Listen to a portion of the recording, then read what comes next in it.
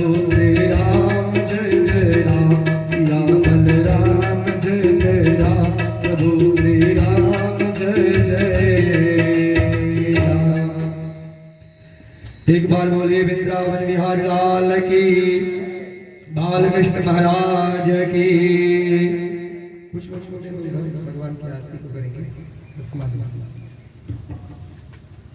और कहते हैं कि आज कथा का सप्तम दिवस प्रारंभ हो गया। कहते हैं कि जो जिसके जीवन में पुण्य मंगल होता है तो भगवान की कथा को जरूर श्रवण करता है। और मैं कहता हूं कि सारी माताएं अपने गृह कार्य से निर्मित होकर इस भगवान की कथा में शीघ्र आ जाएं, क्योंकि आज का समय परिवर्तित कर दिया गया है। जो कथा प्रतिदिन 3 बजे से होता था, सो आज कथा का समय 1 बजे से हो गया है।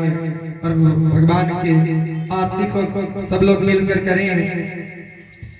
श्री भागवत भगवान की है आरती, पापियों को पाप से है तारती। श्री भागवत भगवान की है आरती, पापियों को पाप से है तारती। भागवत भगवान की है आरती, पापियों को पाप से है तारती। भागवत भगवान की है आरती, पापियों को पाप से है तारती।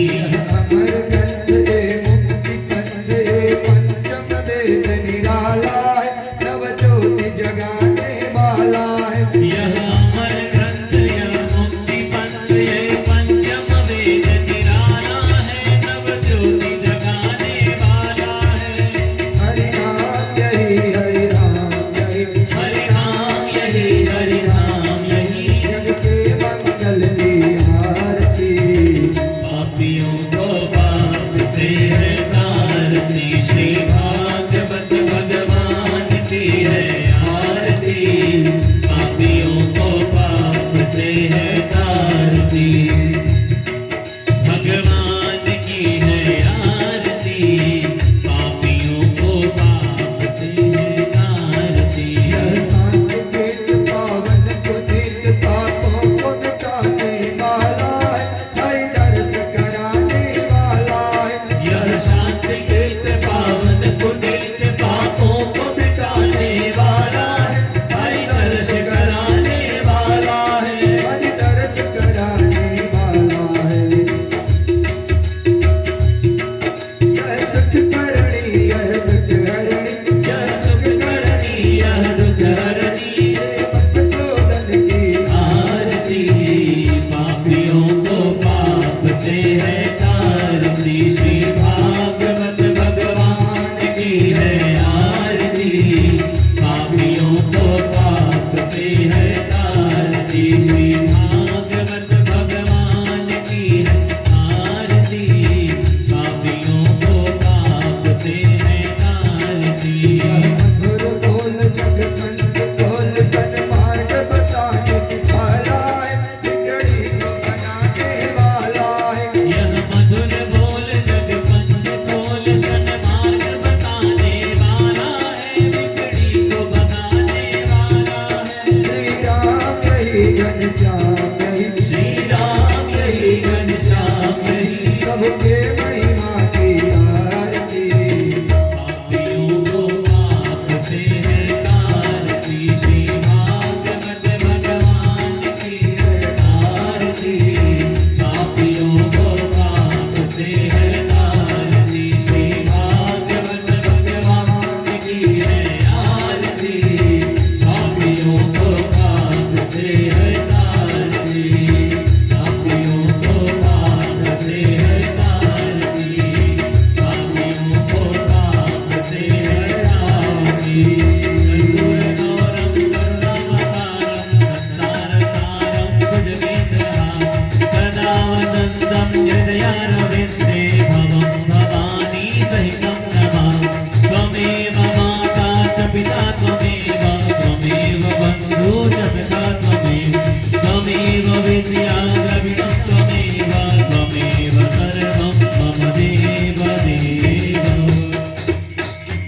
एक बार बोलिए वृंदावन बिहारी लाल की, बालकृष्ण महाराज की जय, स्थान देवता की जय, वास देवता की जय, श्री हनुमंतलाल जी महाराज की जय, अपने अपने माता पिता के जय, अपने अपने गुरु गोविंद के जय, विद्यावन बिहारी लाल की जय, सावरे सरकार की जय।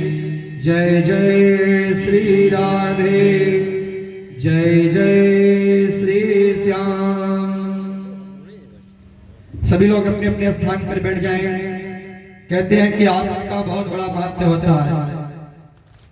जब कभी किसी कार्य में लोग जाते हैं तो कुर्सी का पहले ध्यान देते हैं, लेकिन भगवान का जब कथा होता है तो बिना आसन के बैठना नहीं चाहिए, क्योंकि पृथ्वी पे उतना स्थान आपके लिए निर्धारित है जितना बड़ा शरीर आपका है।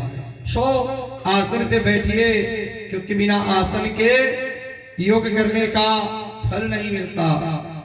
जब तक चलते फिरते रहेंगे, जैसे मन आपका बहुत तेजी से चलेगा तो कुछ करने कर दिया धरा सब व्यर्थ रहेगा। इसी तरह से भगवान का कथा है। भगवान की कथा में जब एक जगह बैठते हैं तो मन एकाग्र हो जाता है कि अब मैं यहाँ पर, मुझे जब तक कथा की आरती नहीं होगी सो मुझे तब तक रहना है।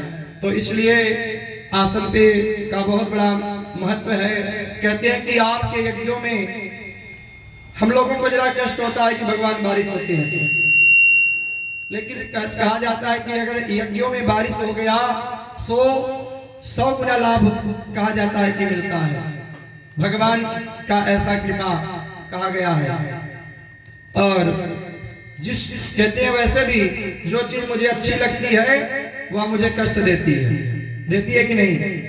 भोजन को ले लीजिए, आज तेल घी मसाला जितने लोग खाएंगे शरीर को उतना कष्ट होगा, और सूखा साग और रोटी केवल खा लेंगे शरीर में कभी भी कृतियां उत्पन्न नहीं होगा। एक बार बोलिए वृंदावन बिहारी लाल की। बंसी विभूषित कराल नवनीरधाभा पीतांबरं वरुणविं फलाधरोष्ठां पूर्णेन्दु सुंदर मुखारविन्दं त्रिनेत्रं कृष्णं परं तत्त्वम् अहं न जानामि। श्री कृष्ण गोविंद हरे मुरारे, हे नाथ नारायण वासुदेवा। श्री कृष्ण गोविंद हरे मुरारे, हे नाथ नारायण वासुदेवा। सच्चिदानंद रूपाय विश्व उत्पत्त्यादि तवे अतापत्रय विनाशाय श्री कृष्णाय वयं नमः। आकाशात् पतितं तोयं यथा गच्छति सागरं सर्वदेव नमस्कारं केशवं प्रतिगच्छति। कृष्णाय वासुदेवाय हरे परमात्मने अपणिताक्लेशनाशाय गोविन्दाय वयं नमः। विप्राप्रसादाय धरणीधरोऽहम् अविप्राप्रसादाय कमलावरोऽहम्। अविप्राप्रसादाय अजिताजितोऽहम् अविप्राप्रसादाय मम राम नामम्। नारायणं नमस्कृत्यं कृत्यं चैव नरोत्तमं देवी सरस्वती व्यासं ततो जयमुद्रते। गुरुर्ब्रह्मा गुरुर्विष्णु गुरुदेवो महेश्वरा, गुरु साक्षात् परं ब्रह्मा तस्मै श्री गुरुवे नमः। सानन्दमानन्दवने वसन्तम् आनन्दखन्दं हतपापविन्द्रम् वाराणसीनाथमनाथनाथं श्री विश्वनाथं शरणं प्रपद्ये। एक बार बोले वृंदावन बिहारी लाल की। और कहते हैं इस प्रांगण, कहते हैं कि आज जहां पर भी कोई कथा होता है, कोई यज्ञ होता है, तो उस यज्ञ के इर्द गिर्द जो मंदिर रहता है, उस मंदिर का प्रभाव रहता है कि ये कथा सुनने का सौभाग्य प्रदान होता है। जो जिस मंदिर में जितने दिन तक जाता है, उतने जल्दी भगवान उसके घर में मंगल कार्य करवाते हैं। यहाँ पास में मंदिर माता चंडिका का, जहाँ जिनकी जितनी भी कृपा कही जाए सो उतनी कम, और माता के ही सौजन्य से कथा होता है। सो इधर बाबा विश्वनाथ भी विराजमान है। कहते हैं कि विश्वनाथ विश्व में एक ऐसे ही नाथ हैं काशी में कि सारे 12 ज्योतिर्लिंगों में सबसे ऊंचा स्थान इनका है। अरे जो व्यक्ति यहाँ निवास किया, जो रह रहा है, उसको प्रयास करना चाहिए कि भगवान के यहाँ महीने में प्रतिदिन रोज जाने का तो प्रयास करो। सो जो प्रयास करते हो, प्रतिदिन नहीं जा सकते हो, तो महीने में 4 हफ्ते होते हैं कि नहीं, तो 4 हफ्ते तो जरूर ही जाना चाहिए। कहते हैं कि चारों युग में अगर कोई किसी प्रकार का कोई त्रुटि पड़ गया, तो बाबा विश्वनाथ के दर्शन से आपका जीवन सवर जाएगा। बनाने वाले कहते हैं कि विद्वता का नाम जो आता है, काशी में सबसे ऊपर क्यों आता है? भाई विद्वान तो हर जगह के हैं। वैसे भी कहा जाता है कि कश्मीरी ब्राह्मण भी बड़े विद्वान होते हैं, पढ़े लिखे होते हैं, और लेकिन काशी का महात्म्य बहुत ऊंचा है विद्वता के माने में। क्योंकि मैं वर्षों के कथा में भी मैं बताया था कि जो ज्ञानवापी कूप है, उस कूप का पान करने से अंदर हृदय में ज्ञान उत्पन्न होता है। लिखा पढ़ा चीज इतना पुराण है कि आदमी याद करेगा भूल जाएगा सो, लेकिन जो ज्ञानवापी का कूप हृदय में जाकर निवास हो जाएगा, तो वह विद्वता कभी किसी के सामने सो झुक नहीं सकता है। ये सत्य है। तो काशी में आप जन्म लिए तो प्रयास करिए कि हफ्ते में 4 दिन दर्शन करने जाएं, और 4 दिन दर्शन करने जाएं, ज्ञानवापी कूप का जल जरूर पिए जीवन में। क्योंकि जब तक आपके अंदर अंधकार रहता, अज्ञानता रहता है, तेरा और मेरा का एक भावना रहता है, तब तक भगवान नहीं मिल सकते। और वह ज्ञानवापी कूप का जल पीने से आपके अंदर ज्ञान अपने आप उत्पन्न हो जाएगा। जैसे मैं बताया था कि ईशानकोट के देवता जो आते हैं, आए तो यहीं पे बैठकर तपस्या किए, और जितने भी बड़े बड़े विद्वान हुए सो काशी विश्वनाथ के आसपास के, जो बाबा को प्रतिदिन नियमित दर्शन करता है। ब्रज में जो लोग जाते हैं, देखते होंगे कि जो ब्रजवासी हैं, वह दिन केवल भ्रमण करते रहते हैं। उनके जीवन में एक नाम है राधे राधे, और कुछ नहीं। राधे के सिवा उनके जीवन में कुछ भी नहीं है। अपने मकान का नाम रखे राधा निवास। कोई होटल बनवाया सो Radhe hotel, Krishna hotel, Vasudev hotel, यही, इसके सिवा कुछ नहीं रहता। और जो बड़े बड़े व्यापारी होते हैं सो सुबह उनका एक कार्य रहता है, क्या? सुबह परिक्रमा लगाना। कहते हैं कि ब्रज में अगर कोई जन्म लिया और ब्रज का परिक्रमा नहीं लगाया तो जीवन व्यर्थ मानना चाहिए।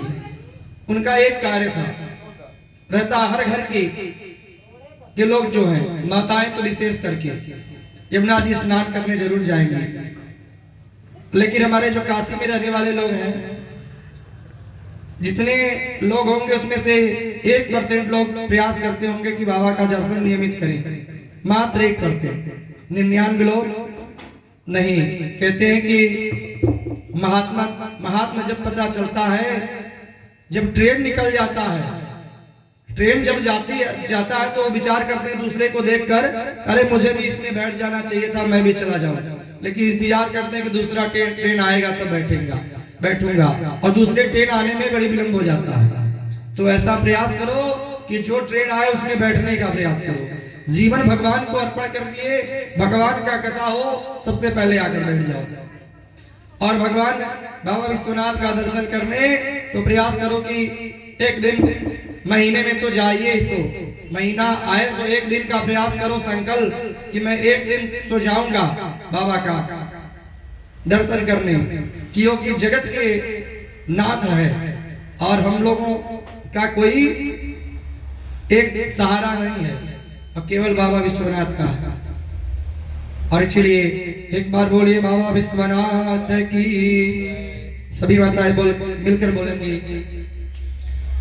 गोविंद मेरो है, गोपाल मेरो है, गोविंद मेरो है, गोपाल मेरो है, गोविंद मेरो है, गोपाल मेरो है, मेरे बाके बिहारी नंदलाल मेरो है, मेरे बाके बिहारी नंदलाल मेरो है, गोविंद मेरो है, गोपाल मेरो है, गोविंद मेरो है, गोपाल मेरो है, मेरे बाके बिहारी नंदलाल मेरो है, मेरे बाके बिहारी नंदलाल मेरो है,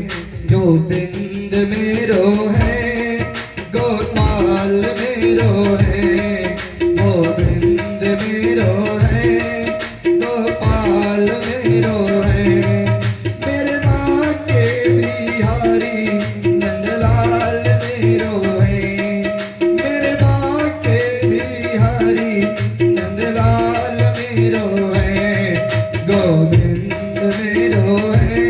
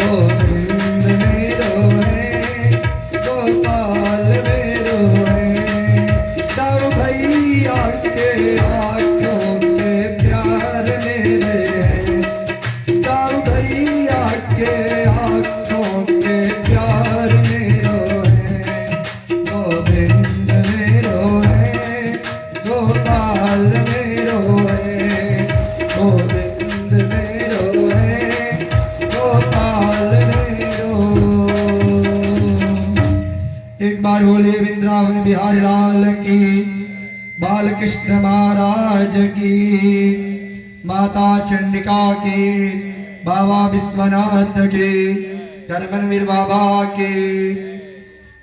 जय जय श्री राधे। कहते हैं कि मुश्किल से मिलता है ध्यान, और भगवान सबसे बड़ी कृपा मनुष्य के ऊपर जो करते हैं कि हमारे शब्द में हमें मानव शरीर मिला। सबसे बड़ा कृपा भगवान का है। और मानव का शरीर मिला, जाने जितने जन्म के बाद 84 लाख योनि सब बताया गया है शास्त्र में। 84 लाख योनि में बीच में किस समय मेरा मनुष्य जन्म हुआ मुझे पता नहीं है। तो भगवान की बहुत बड़ी कृपा, मनुष्य शरीर मिल प्राप्त हुआ। कोई व्यक्ति नहीं चाहता कि पशु पक्षी की जिंदगी बने, हर लोग चाहते हैं। मनुष्य जन्म क्यों मिला है? मनुष्य जन्म इसलिए मिला है कि अपने जीवन को सुधार लो, सुधारने के लिए मिला है कि 84 लाख योनि जो है उसमें तुमको बारी बारी न जाना पड़े। जैसे जो कहते हैं बलि बहुत बड़ा चोर था, एक कथा तो आप सुने थे, और जीवन पर्यंत केवल जुआ और स्त्री भोग में अपना समय व्यतीत कर दिया था। लेकिन जब उसके मृत्यु का समय आया, मृत्यु का समय आया तो सारा धन भगवान को अर्पित कर दिया। और जब भगवान को अर्पित कर दिया तो उसके पाप पुण्य का जब लेखा जोखा होने लगा तो कहा महाराज पाप तो मैं बहुत किया हूं, पाप का जो है भ्रमण करते करते तो बहुत समय व्यतीत हो जाएगा, कई जन्मों में पाप मैं भोग कर तब भी बीते, समाप्त नहीं होगा। लेकिन महाराज छोटा सा पुण्य है, पहले मैं चाहता हूं कि उसी को जो है मैं भोग लूं, उसका फल। तो जो पुण्य का फल था 3 दिन के लिए मात्र वो इंद्र के आसन पे बैठे राजा बलि, और 3 दिन इंद्र के आसन पे बैठने का ऐसा प्रभाव हुआ कि उनसे बड़ा कोई दानी सो हुआ नहीं। तो इसलिए जीवन में हम जैसे अच्छे कर्म बुरे कर्म करते हैं तो भगवान मुझे समझना चाहिए कि एक प्रकार का सत्ता मेरे हाथ में दे दिए। सत्ता क्या? 5 ज्ञान इंद्रिया और 5 काम इंद्रिया, सबको अपने बस में करने के लिए तो भगवान ये मनुष्य का शरीर मिला है। मन तो करता है आपका हवाई जहाज से उड़ने का, सो हवाई जहाज से उड़ सकते हैं क्या? प्रभु की इच्छा होगी तभी कोई उड़ सकता है। आज इच्छा किया कि मैं रसगुल्ला खाऊंगा, और आपके किस्मत में गुड़ खाने के लिए है तो रसगुल्ला के बारे में मत सोचो, क्योंकि रसगुल्ला आपके जीवन को बर्बाद कर दे रहा है। उसमें इतने रस हैं, जैसे कहते हैं कि आज जितने लोगों को ब्लड प्रेशर शुगर हुआ है, रसगुल्ला के रस को गाड़ देते हैं कि रस ही तो नुकसान का सबसे बड़ा कारण है। तो ऐसा रस क्यों पान कर रहे हैं कि जो आपके शरीर को बिगाड़ दे। एक बार बोलिए वृंदावन बिहारी लाल की। तो ऐसा जीवन को एक जगह एकत्रित करिए। एकत्रित कैसे हो सकता है? ध्यान से, योग से, भगवान के पुरातन इतिहास से। आपको जब ये पता चलेगा कि भगवान जब सबसे पहले जन्म लिए, भगवान सबसे पहले जन्म लिए तो एक छोटा सा मछली, और मछली महात्मा जी उठाकर अपने लुटिया में भर लिए, कमंडलू में। अरे भाई पानी में बह जाएगा सो उसको जब ही अपने कमंडलू में भरे, कमंडलू से वो मछली बढ़ने लगा, और जब कमंडलू से बढ़ने लगा सो क्या किए, जाकर एक बड़े घड़े में रख दिए। बड़े घड़े में भी बढ़ने लगा मछली, और मछली तालाब में डाले फिर मछली बढ़ गया, समुद्र में डाले तो भी समुद्र को एक बराबर। भगवान कहाँ निवास करते हैं? समुद्र में। तो भगवान मछली के स्वरूप में, भगवान जिससे लोग घृणा करते हैं, किससे? सुगर से लोग घृणा करते हैं कि नहीं? भगवान शुकर का रूप धारण करके पृथ्वी को स्थापित किए। हमारे इस मानव जीवन में बहुत सी ऐसी पद्धतियां हैं कि जिसको हम समझ नहीं पाते, है कि नहीं। भगवान शुकर का रूप धारण किए थे और ऐसे अवतारों में ऐसा बताया गया है, लेकिन उस चीज को लोग सबसे मानते हैं, उस चीज को सबसे गंदी चीज मानते हैं। लेकिन शास्त्र में लिखा गया, हमारे वेदों में लिखा गया है, इसको सुनिए बड़े गौर से। वेद में लिखा गया है कि जिस स्त्री को संतान न होता रहे, जहां सोकर लेटती है, वहां का मिट्टी से पोत कर स्नान करे 1 वर्ष तक, तो संभव हो सकता है संतान होना, ऐसा शास्त्र में बताया गया है।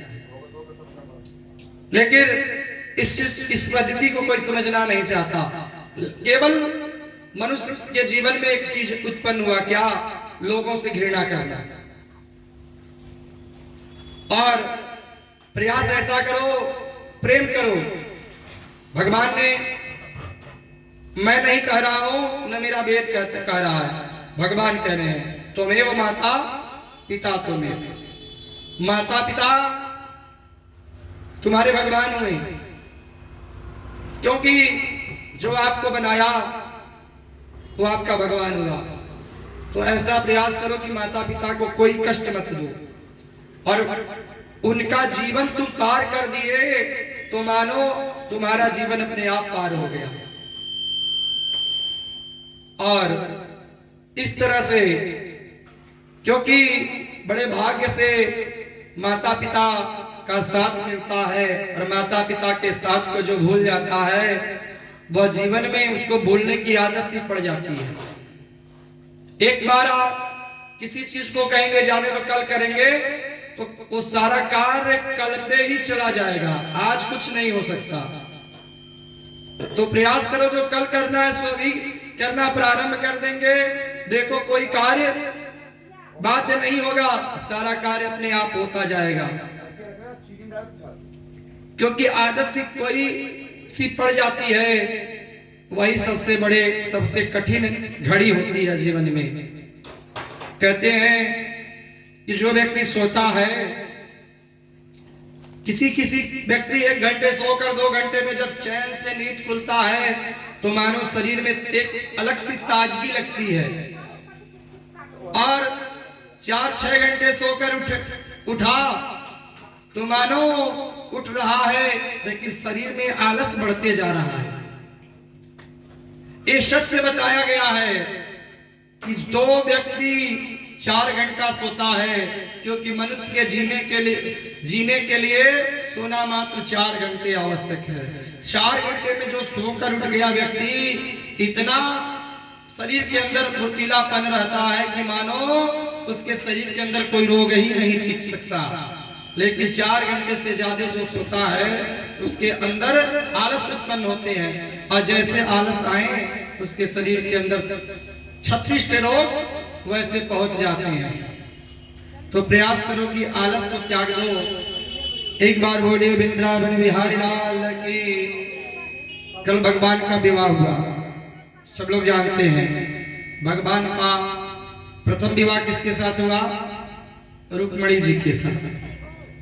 और रुक्मणी जी जो है कुंदनपुर के राजा बिक महाराज के पुत्री थी, और इधर द्वारिकाधीश